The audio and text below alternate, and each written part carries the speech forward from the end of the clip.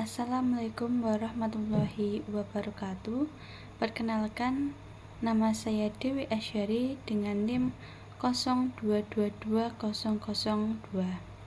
Video ini dibuat untuk memenuhi tugas ujian akhir semester Hukum Acara Mahkamah Konstitusi. Peran strategi dalam menyelesaikan perselisihan hasil pemilu. Sebelumnya, dalam sistem ketatanegaraan Indonesia, Mahkamah Konstitusi bukan hanya sebuah institusi hukum, tetapi juga simbol penjaga marwah konstitusi. Salah satu tugas penting Mahkamah Konstitusi adalah menyelesaikan perselisihan hasil pemilu, suatu proses yang menjadi fondasi bagi keberlangsungan demokrasi yang jujur, adil, dan berintegrasi. Peran Mahkamah Konstitusi sebagai Guardian of the Constitution. Mahkamah Konstitusi atau MK dibentuk berdasarkan Undang-Undang Dasar Negara Republik Indonesia tahun 1945. Tepatnya setelah amandemen ketiga Undang-Undang Dasar 1945. MK memiliki fungsi utama sebagai Guardian of the Constitution, yaitu penjaga konstitusi, yang berarti menjaga agar seluruh peraturan dan proses politik di Indonesia berjalan sesuai dengan semangat dan ketentuan dalam Undang-Undang Dasar 1945. Sebagai penjaga konstitusi, Mahkamah Konstitusi memiliki beberapa kewenangan utama, antara lain: 1. Mengadili perkara pengujian undang-undang terhadap Undang-Undang Dasar 1945. 2. Memutuskan sengketa kewenangan lembaga negara. Kemudian, 3. Membubarkan partai politik. 4. Memutuskan perselisihan hasil pemilu. 5. Dan memberikan putusan atas pendapat DPR mengenai dugaan pelanggaran oleh Presiden dan atau Wakil Presiden. Apa itu perselisihan hasil pemilu? Perselisihan hasil pemilu adalah perselisihan yang timbul ketika ada pihak yang tidak puas dengan hasil perolehan suara yang ditetapkan oleh Komisi Pemilihan Umum atau KPU. Perselisihan ini dapat mencakup pemilu presiden dan wakil presiden, pemilu legislatif meliputi DPR, DPD, atau DPRD, hingga pemilihan kepala daerah atau pilkada. Undang-Undang Nomor 24 Tahun 2003 tentang Mahkamah Konstitusi yang telah beberapa kali diubah memberi kewenangan kepada MK untuk menyelesaikan perselisihan hasil pemilu nasional, khususnya pertama, pemilu presiden dan wakil presiden, kemudian pemilu anggota DPR, DPD, dan DPRD. Sementara untuk pilkada sejak tahun 2016, kewenangan menyelesaikan sengketa hasilnya telah dialihkan ke Mahkamah Agung melalui Pengadilan Tinggi Tata Usaha Negara.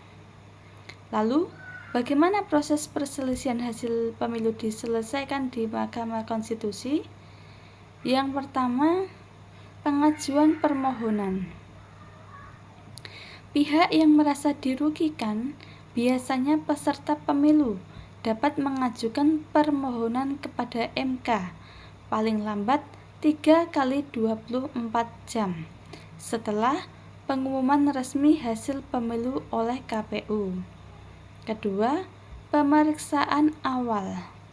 MK akan memeriksa apakah permohonan memenuhi syarat formil dan material, termasuk ambang batas selisih suara tertentu sesuai ketentuan yang berlaku.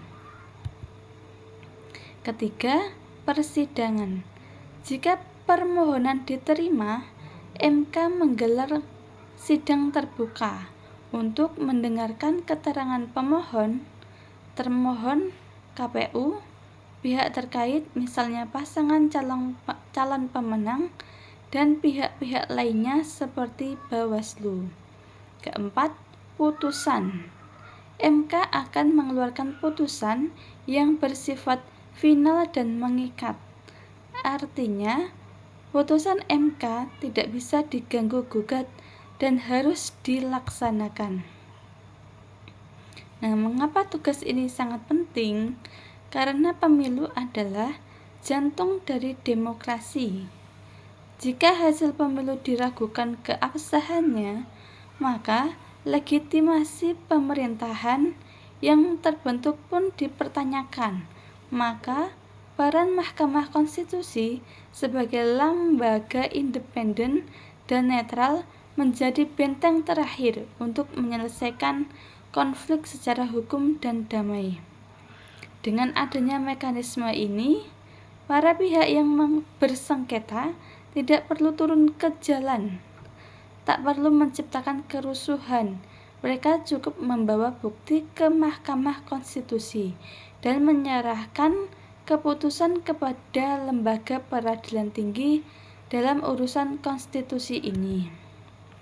Nah, sebagai contoh kasus, dalam pemilu presiden 2019, pasangan calon yang kalah mengajukan gugatan ke Mahkamah Konstitusi atas dugaan kecurangan secara terstruktur sistematis dan masif